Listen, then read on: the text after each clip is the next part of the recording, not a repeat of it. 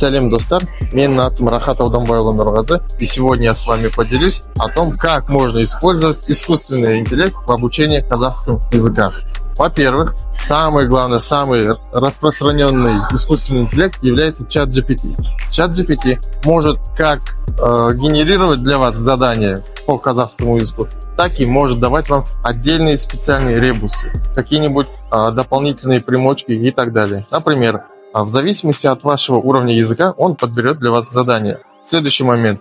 В зависимости также от вашего уровня владения языком, он будет подбирать вам дополнительные материалы в изучении казахского языка.